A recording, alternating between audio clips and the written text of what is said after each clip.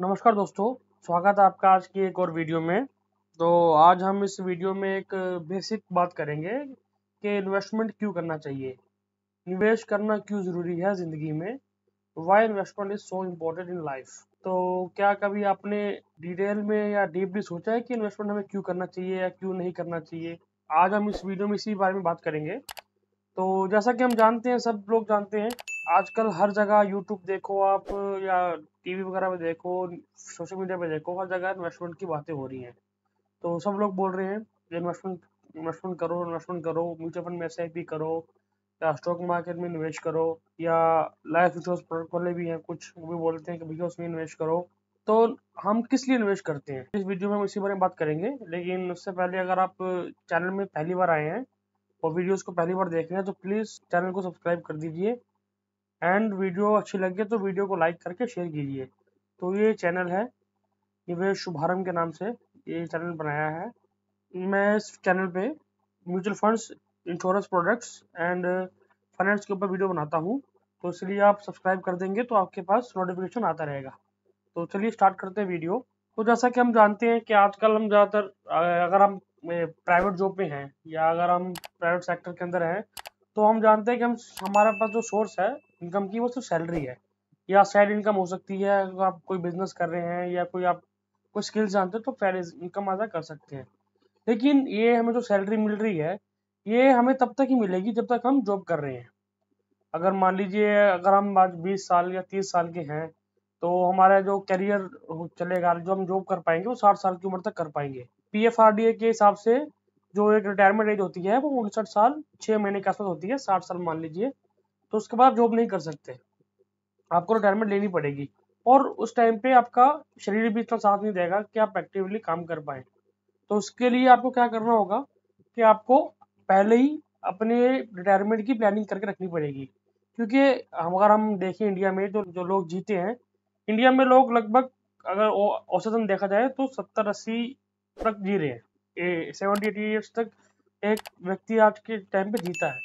और रिटायरमेंट कब होती है, कितने साल की उम्र में होती है? 60 साल की उम्र में। अगर हम देखा जाए तो आपको रिटायरमेंट के बाद भी आपको 20-25 साल या 30 साल आपको और जीना है। तो उस टाइम पे आप खाना तो बंद नहीं करेंगे अपना, आपके जो डेली लाइफ के जो एक्सपेंसेस हैं वो रहेंगे, बच्चों के एक्सपेंसेस होंगे वो रहेंगे, आपकी अगर आप कुछ मेडिकल इशू है तो आपकी दवाई चलेगी, आप उसके एक्सपेंसेस रहेंगे।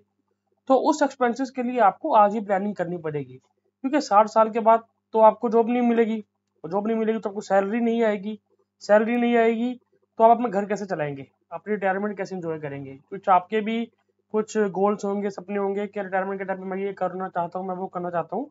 लेकिन उसके लिए आपको आज अभी प्लानिंग करनी जरूरी है। अगर आप अभी इसको पोस्टपोन करते रहेंगे, टालते रहेंगे, तो आप फ्यूचर में आपको बहुत ज़्यादा इशू होगा। क्योंकि अब तो हम तो फिर भी प्राइवेट सेक्टर में हैं, प्राइवेट कंपनीज में, लेकिन आज के टाइम पे तो गवर्नमेंट एम्प्लॉयज़ को भी पेंशन नहीं मिलती है। पहले मिलती थी, अभी उनको भी पेंशन नहीं मिलती है, अब उनको भी पहले से अपना बंदोबस्त करना पड़ता है। लेकिन गवर्नमेंट ने कुछ इनिशिएटिव लिए हैं, जैसे एनपीएस वगैरह लेके आई है गवर्नमेंट, या म्यूचुअल फंड्स वगैरह हैं, या और भी कुछ पीपीएफ वगैरह कुछ प्रोडक्ट्स हैं। तो गवर्नमेंट उनको वो करती है कि आप इसमें इन्वेस्ट करो, तो आप अपने फ्यूचर के लिए प्लानिंग पहले से करके रखो। तो इसीलिए हम मेन इन्वेस्टमेंट करते हैं। और जैसे कि अगर आप जानते हैं, अगर आप जितना जल्दी हो सके आप इन्वेस्टमेंट स्टार्ट करेंगे तो आपको उतना ज़्यादा फायदा मिलेगा। मतलब आप कम अमाउंट से भी, आप पावर ऑफ कंपाउंडिंग के जरिए आप ज़्यादा पैसा इकट्ठा कर पाएंगे रिटायरमेंट पे, अपने रिटायरमेंट कॉर्पस पे। तो फिर आप इजीली हैप्पीली रिटायर हो सकते हैं। जैसे मैंने एक वीडियो बनाई थी कि अर्ली इन्वेस्टमेंट का, मैं वीडियो का लिंक डिस्क्रिप्शन में डाल दूंगा। उसके अंदर मैंने बताया था कि अगर कोई 20 साल या 25 साल का व्यक्ति है और कोई 30-35 या 40 साल का है, 3 एग्जाम्पल लिए थे। अगर 20 या 25 साल वाला व्यक्ति 2,000 रुपये महीने का इन्वेस्ट कर रहा है और 35 साल वाला व्यक्ति 6,000 रुपये महीने का इन्वेस्ट करता है, 2 गुना ज़्यादा, तो भी वो एट द एज ऑफ 60 20 साल वाले एक बंदे को टक्कर नहीं दे पाता है।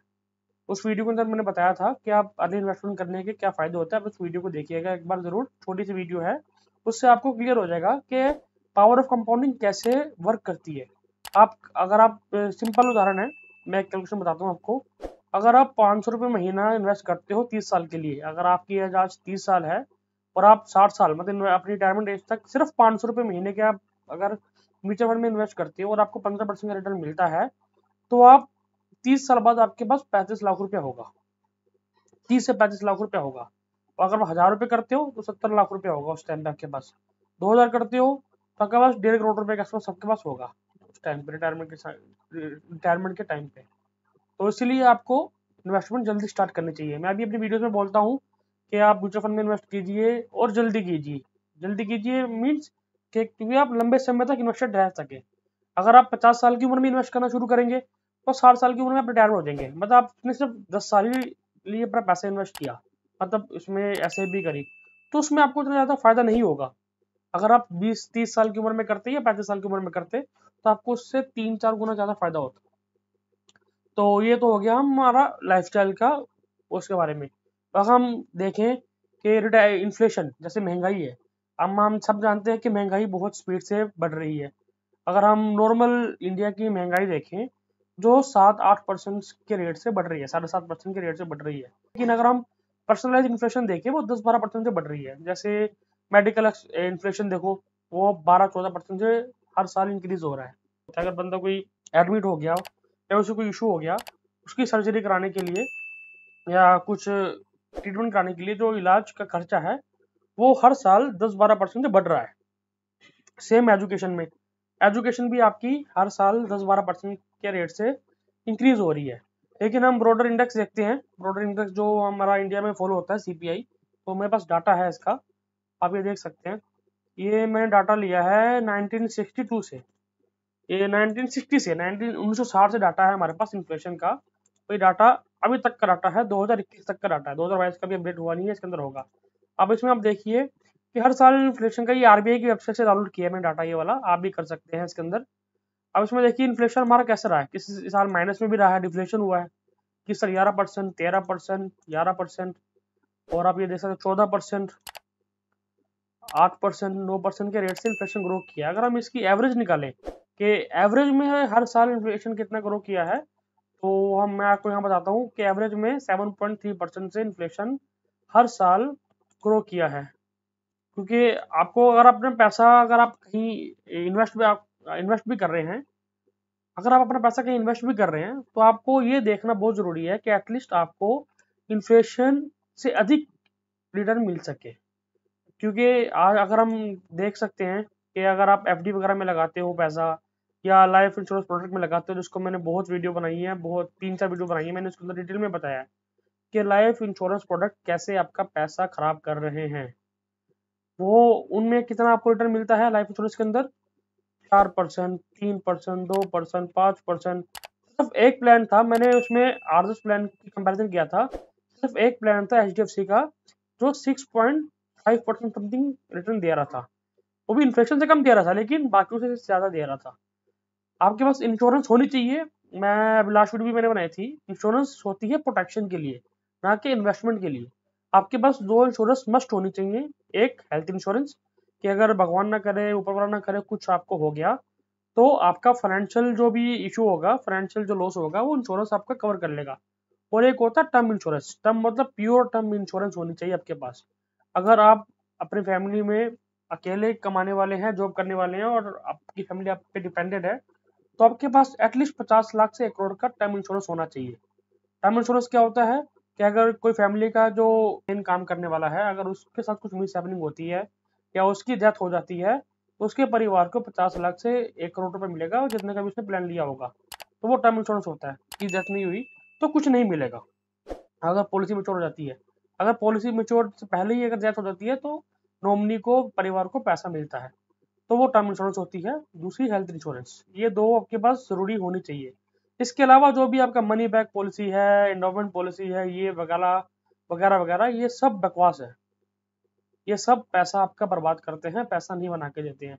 आप जितनी मेरे प्ले लिस्ट है यूट्यूब चैनल में देख सकते हैं कि प्ले लिस्ट है मेरी, mutual fund versus life insurance product. उसके अंदर कुछ वीडियोस हैं, अगर आप समय निकाल के उस वीडियोस को देखिए, आपको पता लगेगा कि कैसे लाइफ इंश्योरेंस कंपनीज आपका पैसा बर्बाद कर रही हैं।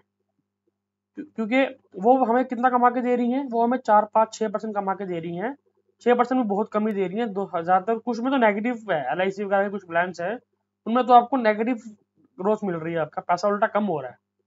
हमारे एक हैं जान पहचान वाले, उन्होंने उस प्लान में ले रखा है, लेकिन उनको नेगेटिव ग्रोथ मिल रहा है, जितना पैसा दे रहे हैं उससे कम उनको वापस मिल रहा है।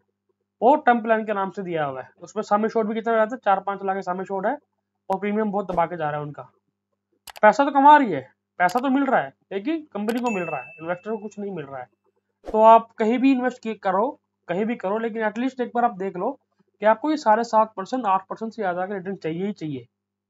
ये तो आपकी पैसे की परचेसिंग पावर खत्म हो जाएगी। आज के टाइम पे 2022 में 500 रुपये की कुछ वैल्यू नहीं है, लेकिन आप 1979 में या 1980 में देखोगे तो 500 रुपये की बहुत वैल्यू थी। तो जैसे मैंने एक कैलकुलेशन कर रखी है इसके अंदर, मैं आपको पर गोल्ड का बताता हूँ। 1979 में एक 10 ग्राम गोल्ड का प्राइस था 937 रुपये। आज के टाइम पे 53,000 रुपये है। मतलब देखिए गोल्ड भी महंगा हुआ है महंगाई के उससे। ठीक है, अगर आपने मान लो 1990 में पैसा लगा दिया होता, 10 ग्राम गोल्ड खरीदा होता, तो आज आपको 53,000 मिल रहे होते। अब इसका अगर हम रिटर्न देखेंगे इसका, तो ये 10% से ग्रो किया, ऑलमोस्ट 9.84% से ग्रो किया हर साल। ये गोल्ड में इन्वेस्ट करना एक अच्छा है, क्योंकि ये इसने अच्छा रिटर्न बना के दिया है। अच्छा मतलब ठीक ठाक बना के दिया है, ज़्यादा ग्रो नहीं किया है। अब ये सेंसेक्स का डाटा है मेरे पास, 1980 से लेके 2022 तक का है। ऑलमोस्ट 43 ईयर्स का पीरियड लिया है मैंने, 43 साल का डाटा है। आप इसमें देख सकते हैं कि 100 रुपये का सेंसेक्स था, जो आज की डेट में 61,000 है। 61,000 सेंसेक्स है आज की डेट में। अगर हम इसका रिटर्न कैलकुलेट करें, इसने हमें कितना पैसा बना के दिया है हर साल, तो ये लगभग 16% आता है। 16.08% का इसने हर साल रिटर्न हमें बना के दिया है। मतलब आप ये देखिए 8% अगर इन्फ्लेशन मानते हैं, तो 8% से ज़्यादा डबल पैसा ग्रो करके दिया है इसने। और जबकि हम देखा जाए जो लाइफ इंश्योरेंस कंपनीज होती हैं, वो 4-5% बना के दे रही हैं। अगर हम पीपीएफ वगैरह की बात करें, गवर्नमेंट सेविंग स्कीम की बात करें, तो उसके अंदर क्या होता है, आपको पीपीएफ का रेट जो पहले आप देखा जाए 8 से 10 साल पहले, तो भी 10-11% वहाँ मिलता था। आज के टाइम पे 7.6% समथिंग मिलता है। और अगर हम केवीपी और एनपीएस वगैरह की बात करें, तो वहाँ भी आपको 7-8% लगभग तक पैसा मिलता है। इनमें इन्वेस्टमेंट, इन प्रोडक्ट में इन्वेस्ट करने का फायदा ये है कि आपको रिस्क कम होगा म्यूचुअल फंड के मुकाबले या स्टॉक मार्केट के मुकाबले, लेकिन सिक्योरिटी आपको वहाँ मिलेगी। यहाँ भी सिक्योरिटी है। मैंने एक वीडियो बनाई थी म्यूचुअल फंड के अंदर रिस्क क्या है, अब मैंने होम पेज पे पिन करके वीडियो। तो अगर आप लंबे समय के लिए इन्वेस्टमेंट के लिए आ रहे हैं म्यूचुअल फंड में, तो उसमें जीरो रिस्क होता है। अगर आप सोच समझ के कर रहे हैं, खुद इन्वेस्ट कर रहे हैं, या आप किसी एडवाइजर के साथ मिलके इन्वेस्ट कर रहे हैं, अगर वो बंदा अच्छा है, उसकी नॉलेज अच्छी है, तो वो लॉन्ग टर्म में आपका लॉस नहीं होने देगा, ना आपका लॉस होगा म्यूचुअल फंड के अंदर। तो उस वीडियो में आप उस वीडियो को देख सकते हैं, तो मैंने डिटेल में एक्सप्लेन किया है कि अगर आप लंबे समय के लिए म्यूचुअल फंड के अंदर आते हैं या मार्केट में आते हैं, तो आपको लॉस नहीं हो सकता। ये मैंने आपको उस वीडियो के अंदर पूरा प्रूफ करके बताया है, तो आप इस वो वीडियो को देखना। तो अगर हम इस वीडियो पे बात करते हैं, तो उसमें 16% जैसे हमें बना के दिया, 16% मैंने टाइप नहीं किया, ये कंपाउंडिंग का इंटरेस्ट का फॉर्मूला है, रेट का फंक्शन होता है फॉर्मूला लगाने का। तो मैंने फॉर्मूला से ये पूरा निकाला है। 16.08% आ रहा है आपका सेंसेक्स का। गोल्ड का पी मैंने कंपाउंडिंग का फॉर्मूले से लगाया है, तो इसका भी आप देख सकते हैं 9.84% का रिटर्न बना के दिया है। अगर आपको ये वीडियो अच्छी लगी हो, तो प्लीज़ वीडियो को लाइक करना, वीडियो को शेयर करना, और अगर आपने अभी तक अपनी इन्वेस्टमेंट जर्नी शुरू नहीं की है, तो प्लीज़ अपनी ये इन्वेस्टमेंट जर्नी को स्टार्ट कीजिए, क्योंकि आज के टाइम पे आपको अपनी रिटायरमेंट का आज ही प्लान करना पड़ेगा। कोई दूसरा नहीं आएगा, और आप किसी पे डिपेंडेंट भी नहीं होना सकते होना चाहोगे, क्योंकि आज के टाइम पे सब अपना अपना देख रहे हैं। आपको अपने फ्यूचर के लिए आज ही प्लान करना पड़ेगा, और वो आपके लिए बहुत ही ज़रूरी है। अगर आपको मेरी किसी चीज़ में हेल्प चाहिए, फाइनेंशियल प्लानिंग में हेल्प चाहिए आपको, या कुछ चीज़ आपको समझ नहीं आ रही है, तो आप मुझे कमेंट करके बता सकते हैं। ये डिस्क्रिप्शन में मेरा व्हाट्सअप नंबर भी दिया हुआ है, आप उससे भी मुझसे कॉन्टेक्ट कर सकते हो, और ईमेल आईडी है, मुझे आप मेल भी कर सकते हैं। तो मैं पूरी कोशिश करूँगा आपको, आपकी जो क्वेरीज हैं, आपके जो डाउट्स हैं, उसको क्लियर करने के लिए। एंड कुछ भी आपको पूछना हो तो प्लीज़ मुझे बताइएगा। एंड वीडियो को प्लीज़ शेयर कीजिए, चैनल को सब्सक्राइब कीजिए, एंड तब तक मिलते हैं ना कि नेक्स्ट वीडियो के अंदर।